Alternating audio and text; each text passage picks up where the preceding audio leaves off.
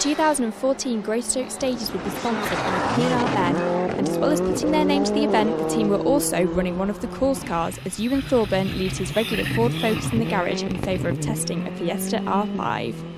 As well as Thorburn, the second course car on the event will be driven by P&R Ben mechanic Stuart Egglestone, and we'll be keeping a close eye on this one as co-driver for the day will be Special Stages' own Susan Wright. On to the first stages then, and a look at the top few places in each of the classes this weekend. And there will be an early lead for Ian Joel and Graham Wood as they reach the end of stage 3 with a very small 1 second lead, despite having a misfire on stage 2. For Gary Tomlinson and Kim Baker, it will be second place for now. The pair were increasing the pace a little as the conditions started to dry on the stages. Richard and Edwin Cook were expecting the conditions to be bad and were pleasantly surprised. They have a good run on this morning's stages and lie just 4 seconds back from Tomlinson. Continuing their good run from the Nicky Grist stages the day previous, Matthew Robinson and Sam Collis end the morning's first 3 stages in 4th, and of course leading the way in the rear-wheel drive battle. Robinson's battle, as always, will be with Steve Bannister and Louise Ray, the pair losing out to Robinson at this stage though with a 13-second deficit after stage 3. Robinson and Bannister's nearest class rivals will be a few places back overall in 7th. Marcus Noble and Helen Hall taking up 3rd in the class at this stage, some 17 seconds down on Bannister. The class second lead at this stage will belong to Steve Head and Chris Dodds. The Proton pair were enjoying a good run so far, but it wasn't as simple as just being in the lead. The pair would actually have to share the class lead with Barry Lindsay and Caroline Lodge.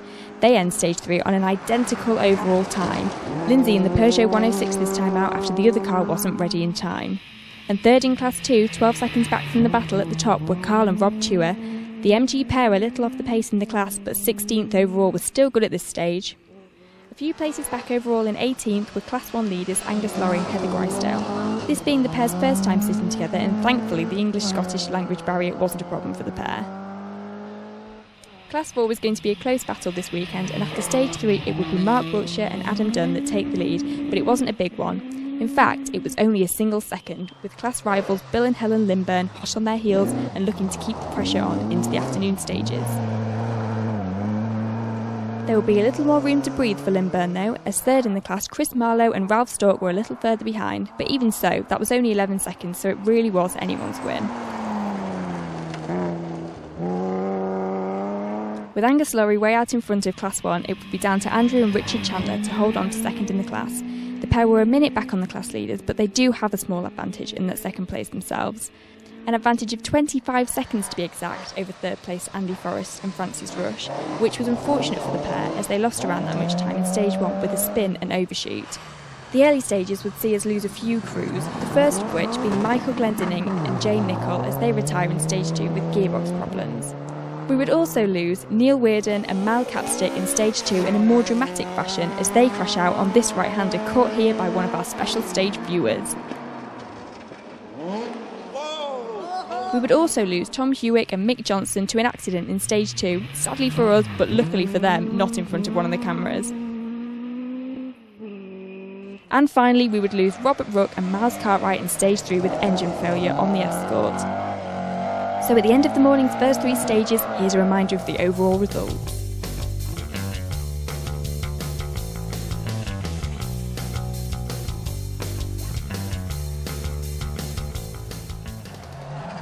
On to the next few stages then, and there will be change at the top as we see Gary Tomlinson and Kim Baker take the lead on stage 4 and keep it into stage 5. 3 seconds was the advantage in that place.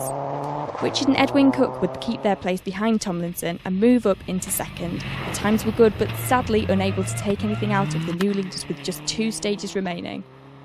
Sadly for Ian Joel and Graham Wood, it would be a slip from the lead and down into 3rd place. 8 seconds would be the deficit now, so it wasn't over, but it wasn't going to be easy to get the lead back now. No change for our Class 3 leaders Matthew Robinson and Sam Collis as they continued to lead the way in the class and remained the leading rear-wheel drive car in 4th overall. And there also wouldn't be any change to 2nd in that class. Steve Bannister and Louise Ray still chasing down Robinson, but it wasn't going to plan. They lose a further 4 seconds to the class leader in these 2 stages and lie in 6th overall. And for Marcus Noble and Helen Hall, it would be 8th overall, lying 3rd in the class over 30 seconds back from the pair ahead after stage 5. There will be big changes in Class 2 as we see previous 3rd place Carl and Rob Tuer make a move up the results to take up the class lead at this stage.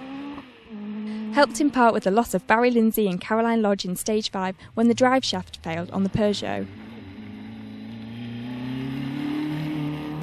No change for early Class 1 leaders Angus Laurie and Heather Greystoke as they continue to have a good clean run with no problems this weekend. Change at the top of Class 2 means that we now see Mark Shaw and James Coxon step up to take second in the class, although they lie almost a minute back in that place. And a step up to third in the class now for James Hall and Alex Benn, things a little closer for them, just 4 seconds behind Shaw.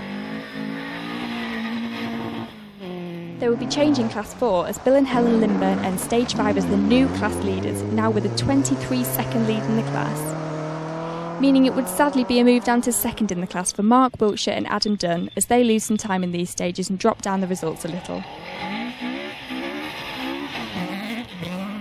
And for Chris Marlowe and Ralph Stork, it would still be third in the class. Sadly, their 11-second deficit turns to 31 seconds after these few stages, so any place gain was looking less likely now. No change for Andrew and Richard Chandler as they remain second in Class 1, but sadly the class leaders were on a mission. The gap to the class lead was now 2 minutes for the pair. However, for Andy Forrest and Francis Rush, it would be some good news as they managed to take back some of the lost time to lie just 15 seconds back, third in the class. And unfortunately this loop of stages claims yet again. This time we lose David Crozier and Graham Rumney as the gearbox on the Evo gives up. So 2 more stages remaining and the results look a bit like this.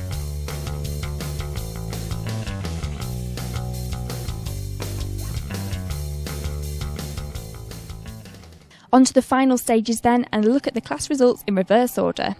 For John and Kieran Steins it would be 35th overall, the pair not setting any records, but this was their first event and they finished, which was a great result in itself. No change for Andy Forrest and Francis Rush as they end the event with that third in class they held on to all day. The spin on the opening stage could have been all the difference, but unfortunately that's rallying. Second in the class and a couple of places ahead overall were still Andrew and Richard Chandler. The pair couldn't do anything about the runaway class leaders, but second place was a great result this weekend. In Class 4 there wouldn't be any change to third as Chris Marlowe and Ralph Stork maintain that place to the finish.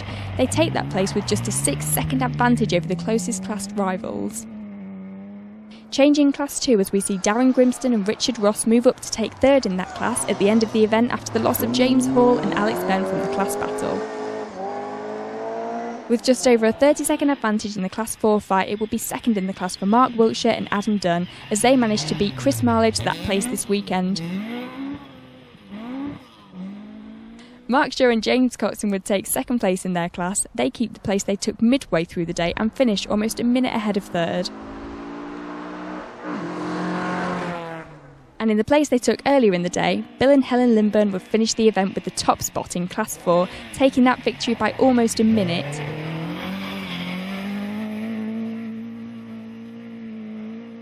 There wouldn't be anything stopping Angus Laurie and Heather Greystoke this weekend as they take the Class 1 win after leading all day long. The pair end the day with a comfortable advantage of 3 minutes as well as taking 16th overall. After a slow start on the results, it would be the Class 2 win for Carl and Rob Chewer this weekend. Almost 2 minutes of a lead by the end, a great comeback from the pair's third in class start to the day. The rest of the class awards would take place inside the top 10 overall, and for Marcus Noble and Helen Hall it would be third in the class and 8th overall in the Escort after a trouble-free run. Sadly for Steve Bannister and Louise Ray, it wouldn't be their weekend and they have to settle for second in the class, but it remained close all weekend, just 6 seconds in it after 7 stages. So that means that it was the Class 3 victory for Matthew Robinson and Sam Collis to add to the class win on the Nicky Grist stages this weekend, the pair taking 4th overall and leading rear-wheel drive car in the process. Unfortunately, the last stages see us lose Ian Joel and Graham Wood, the previous leaders retire in Stage 7 from 3rd overall.